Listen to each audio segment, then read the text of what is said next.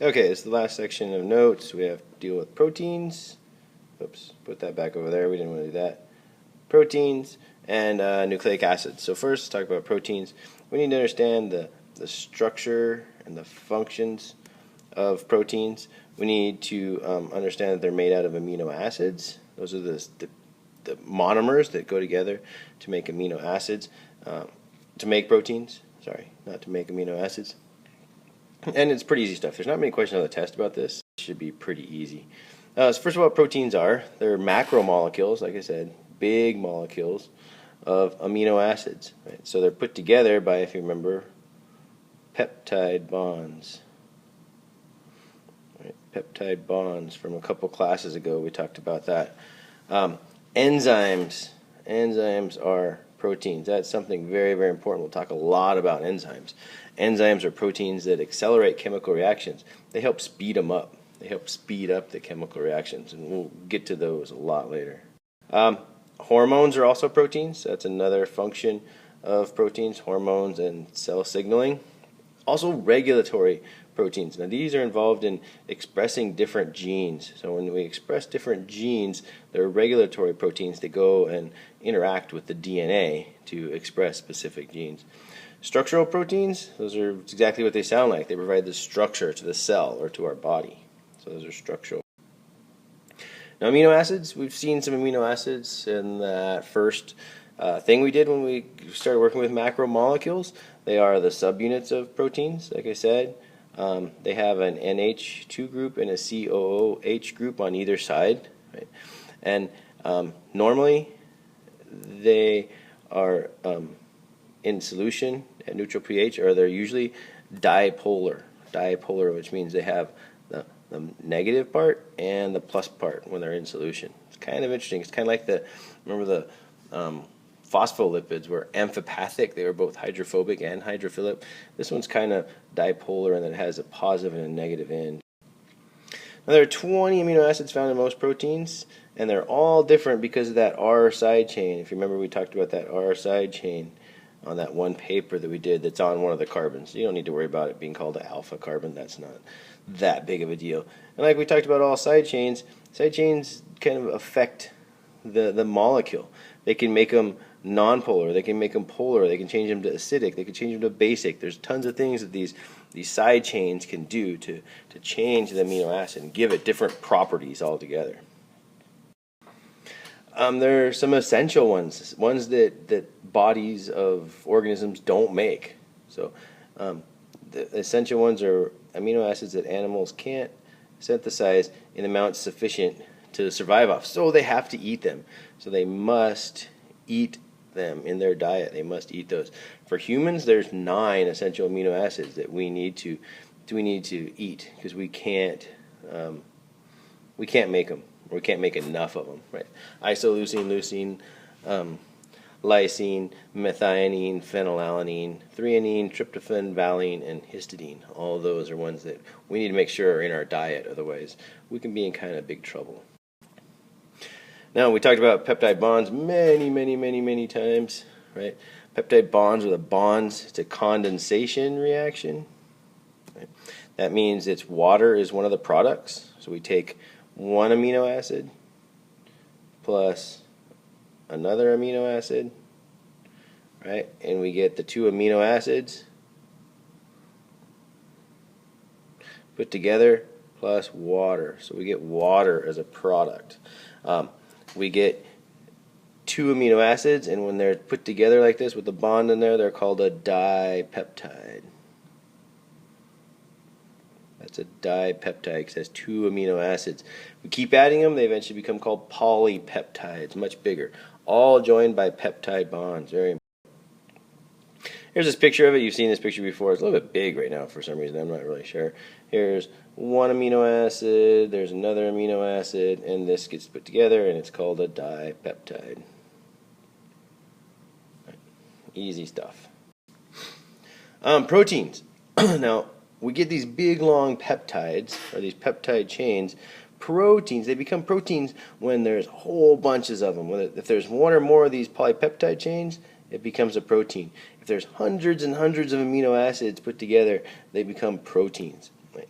So these amino acids, since there's 20 different ones, they're like letters. They are in a sentence. So each of these letters has a different characteristic, a different meaning, and it makes the protein what it is and gives it its character. It gives it its shape, which is what we'll talk about in a second. Since there are so many different amino acids and so many different combinations that are possible, there's almost an infinite variety of protein molecules to be made. Now the protein shape, like we've said over and over and over again, right? A protein's function is determined by its conformation, or we've said shape over and over and over again. Right? An enzyme, when we talk about enzymes have a certain shape that will allow molecules to bond into them, bring them together, and speed up the chemical reaction. Hormones do the same thing. It's all in their shape to be able to fit into a receptor. They have to have the right shape to be able to fit there. So the shape is the hugest thing possible, and that determines. Nucleic acids, finally, the very last one. We need to know the components of a nucleotide, and we need to name some of the nucleic acids and nucleotides and discuss the importance of these in living things. Important. More than you think of just when you think of DNA, and we'll talk about some of those. So the big thing that they do, of course, is they transmit hereditary information. That's the big one right there, which determines what kind of proteins are going to be made. When we get to that section, you'll know that DNA makes RNA, makes proteins. So DNA will make RNA. That RNA will have the signals for some type of protein to be made. Now I can write it all out. I don't have to be lazy. Excuse me. So DNA is the one that everybody's heard of, right? That's the one that is like the blueprints. Usually stays in the nucleus of any eukaryotic cells, and it kind of stays in the nucleoid if it's a prokaryotic cell.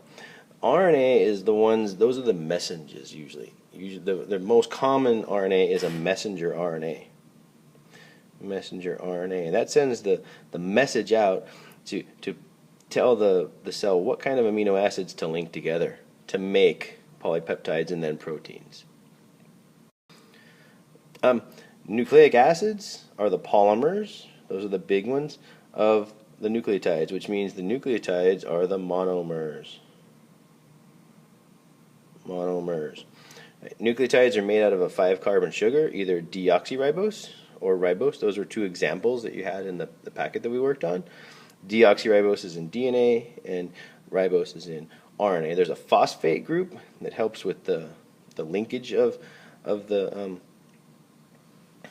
monomers together, and there's a nitrogenous base which gives it its characters. This is the part that really makes it different from the other one. For DNA, there's different bases. There's A, T, G, and C.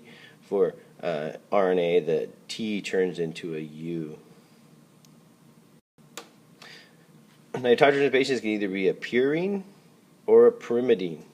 The difference is that there's a double ring in purines and a single ring in pyrimidines. The purines are A's and G's, adenine and guanine. The pyrimidines are C's and T's, cytosine and thymine. RNA contains the purines A and G, just like DNA does, but uracil is there instead of thymine. So it's a little bit different in RNA. Now, just like we had sugars, excuse me, or carbohydrates are put together by glycosidic bonds or linkages. Proteins, amino acids are put together with peptide linkages or peptide bonds. Nucleic acids are put together by something called phosphodiester linkages. Big word, but the important thing to remember is it's because of the phosphate group. That's where it takes place. RNA is usually composed of a single nucleotide chain. DNA is usually the double helix, right? 2 strands like that. RNA is 1 strand. Hydrogen bonds. We learned about hydrogen bonds last section. Those are what hold the 2 strands. Now, nucleic acid model, not model. I don't know why I said molecule. Molecule decides what kind of proteins are going to be made, and it's a code.